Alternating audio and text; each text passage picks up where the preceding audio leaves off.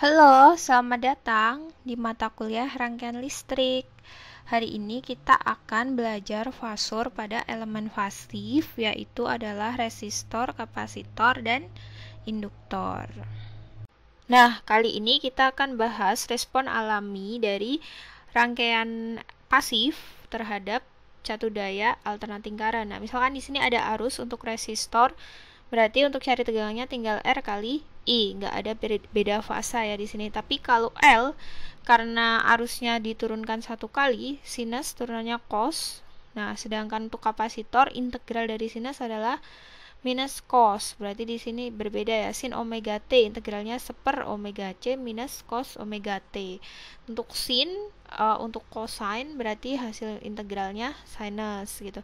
Sekarang kalau misalkan dalam bentuk pencatu dayanya tegangan sinus gitu ya.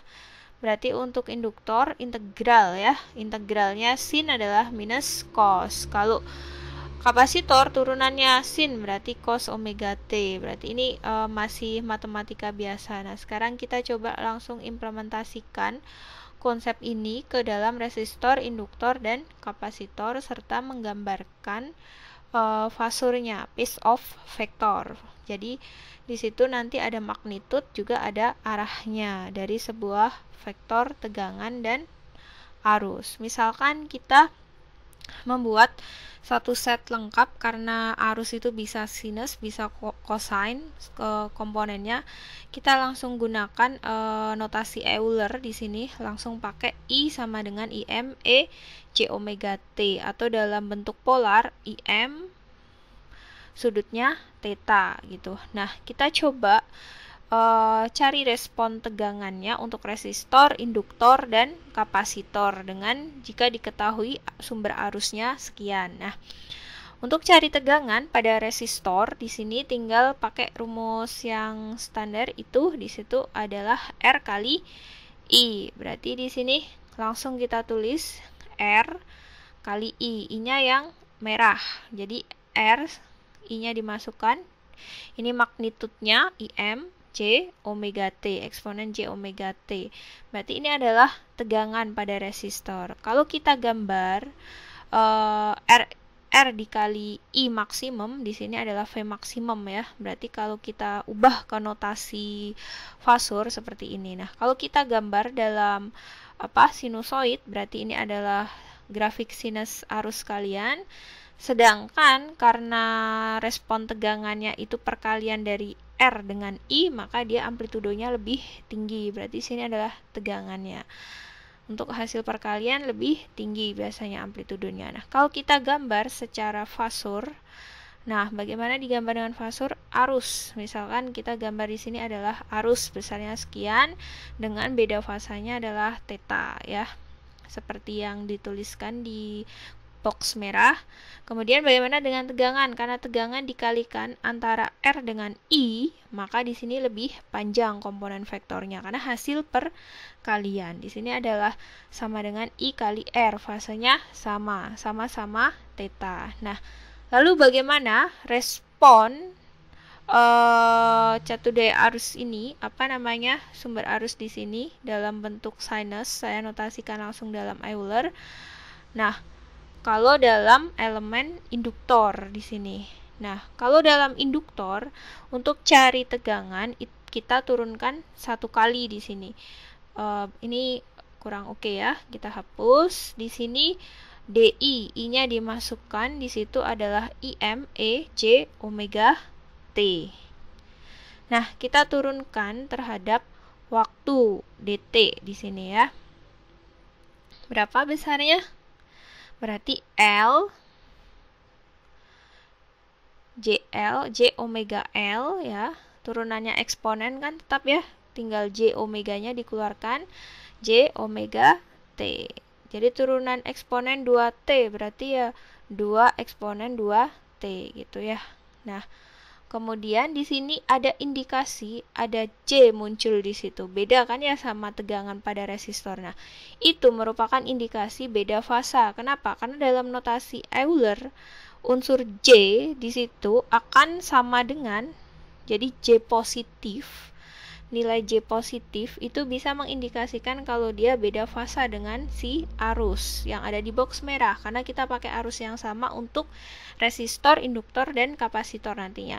Di situ J di situ equal sama Euler J 90 derajat. Berarti di sini ada beda fasa sebesar positif 90 derajat. Jadi kalau kita gambar respon tegangan sama arus, di mana arusnya kita buat sama sinus atau cosine, nah dalam bentuk notasi Euler, nah J-nya itu ada beda fasa 90 derajat positif. Nah, lalu bagaimana dengan diagram fasurnya? Kalau kita gambarkan di sini diagram fasur antara arus dan tegangan untuk komponen induktor, di sini misalkan ini I sama seperti tadi di resistor. Nah, bagaimana dengan tegangan? Karena ada beda fasa 90 derajat. Nah, satu gelombang itu mulai dari sini. Berarti di sini dia untuk tegangan. Nah, ini V untuk induktor. Beda fasa antara keduanya adalah 90 derajat. Gitu.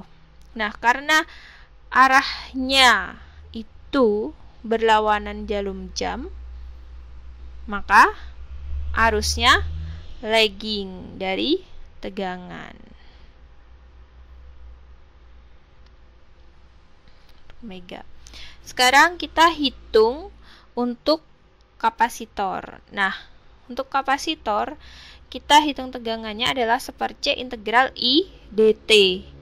Berarti di sini I-nya adalah Im Ej omega T. dt diintegralkan.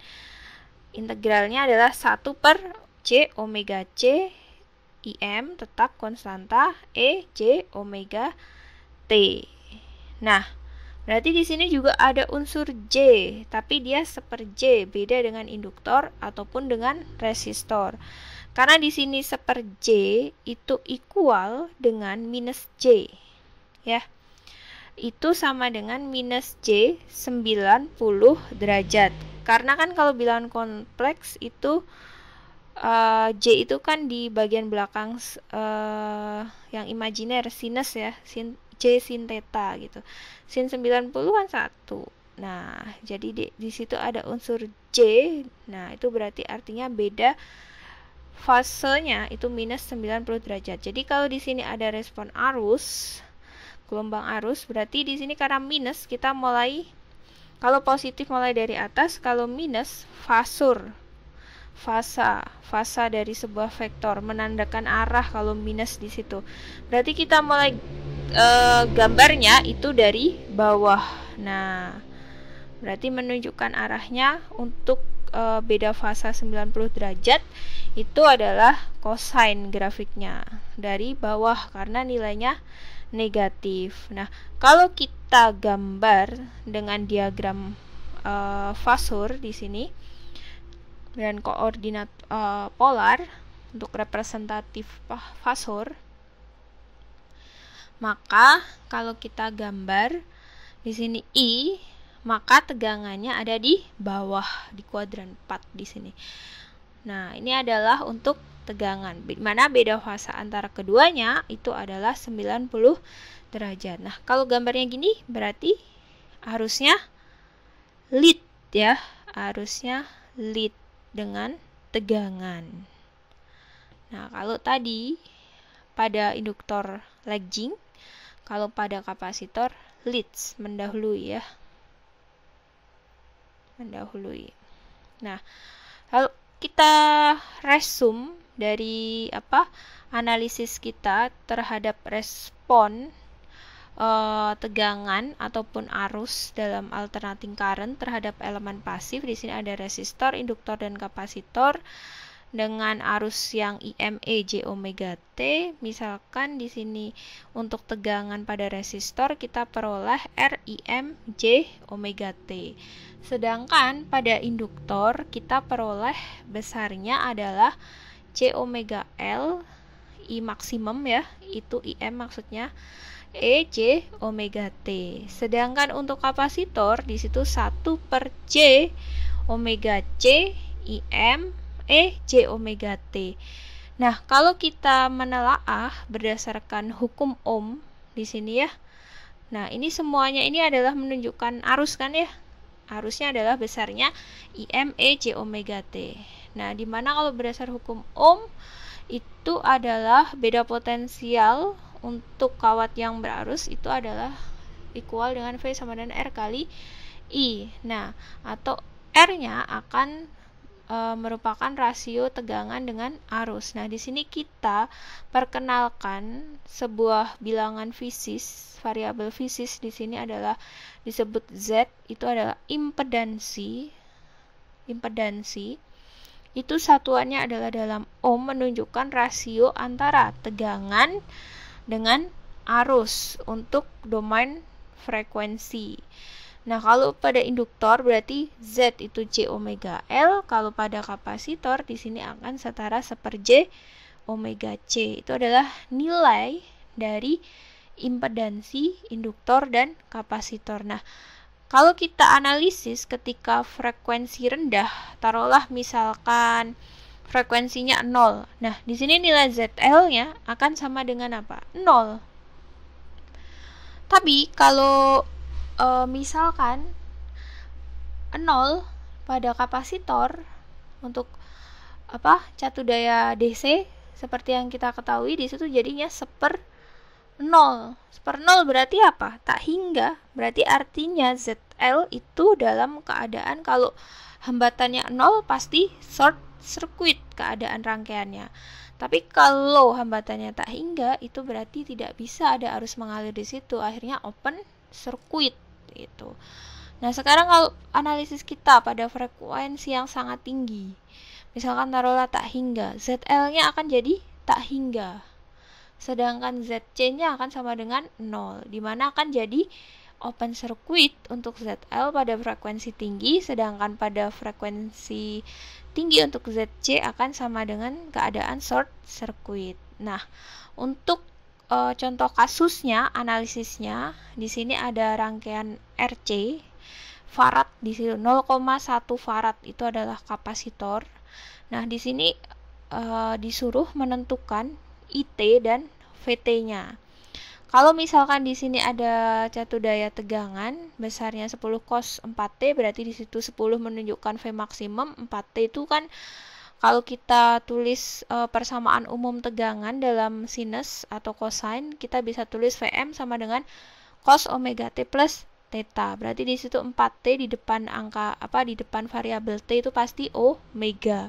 Dan tetanya untuk kasus ini adalah 0 karena di situ cos 4T langsung, tidak ditambahkan dengan theta berapapun. Jadi di situ plus 0 artinya ya. Berarti di situ kalau kita ubah ke fasor, maka Vs sama dengan 10 dengan sudut beda fasanya 0 derajat. Nah, sekarang kita cari impedansi total pada rangkaian RC. Nah, kalau cari impedansi karena itu di seri, berarti artinya tinggal dijumlah. Tapi pertama kita cari ZC-nya dulu. ZC kan sama dengan seper omega C. Berarti kita masukkan di sini 1 per J. Omeganya 4, C-nya adalah 0,1. Berarti ini sama dengan kalau seper J kan minus J ya. 4 kali 0,1 berarti 2 setengah. Seper 0,4 ya, 2,5. Nah, ini dimasukkan ke sini karena impedansi totalnya atau hambatan totalnya itu akan sama dengan ZR tambah ZC. Nah, impedansinya pada resistor kan sama dengan hambatan itu sendiri, 5 ohm. Nah, ZC-nya adalah minus J 2,5. Nah, ini adalah impedansi total. Nah, kalau kita mau cari arus yang mengalir pada rangkaian, karena itu seri, arusnya sama, itu sama dengan tegangan total dibagi impedansi totalnya. Berarti dalam notasi fasor, itu tegangannya 10 0 derajat, Z totalnya adalah 5 minus 2,5 J.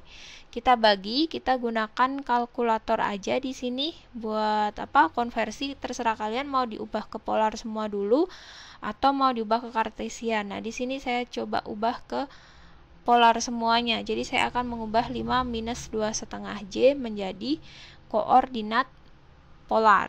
Nah, kita tinggal gunakan kalkulator di sini. Kita masukkan 5.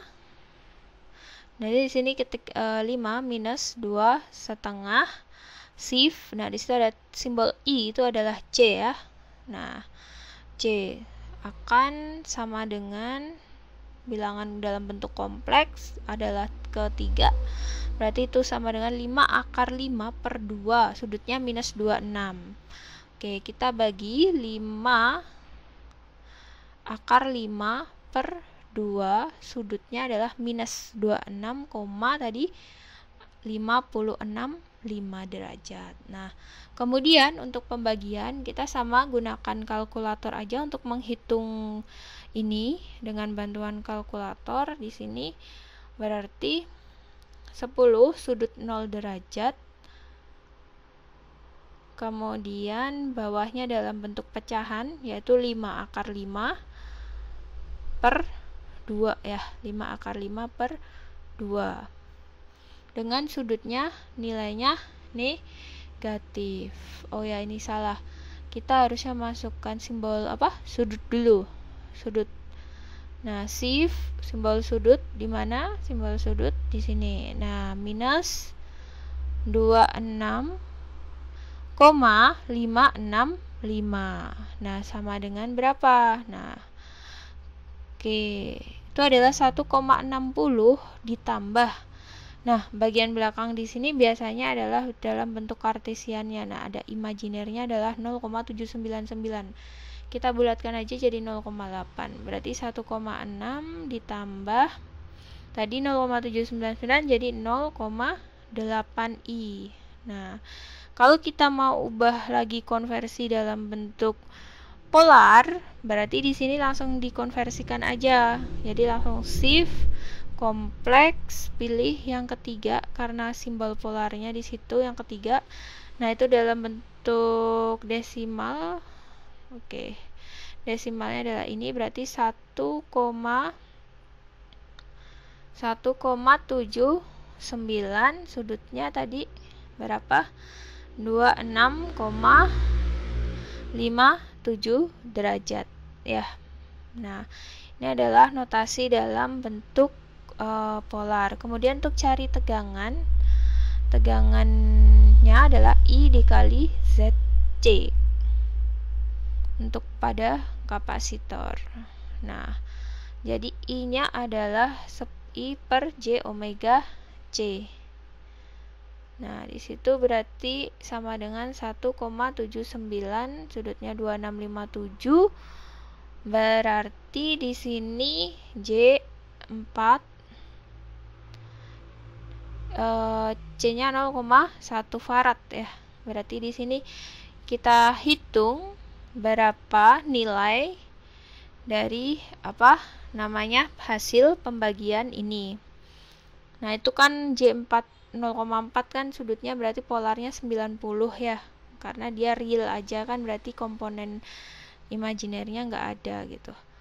Nah, berarti 4,47 minus 6343 itu kita ditanya itu adalah IT dan VT pada kapasitornya. Nah, berarti di sini kan itu menandakan untuk kasus ini dalam polar itu menandakan IMAX dengan beda fasanya 2657. Berarti IT-nya 1,79 cos. Kenapa cos? Karena pencatunya tadi dimulai dari cos 4T. Cos 4T dengan fasanya adalah 2657 ditambah 26,57 derajat. Nah, sekarang untuk tegangannya berarti 4,47 itu adalah tegangan maksimumnya, amplitudonya cos 4T minus 63,43 derajat. Nah, untuk memahami konsep kalian, maka silakan kerjakan tugas berikut ini. Jadi kalau di sini kalian cari ITVT pada Henry, di sini adalah induk. Terima kasih telah menonton video ini. Wassalamualaikum warahmatullahi wabarakatuh.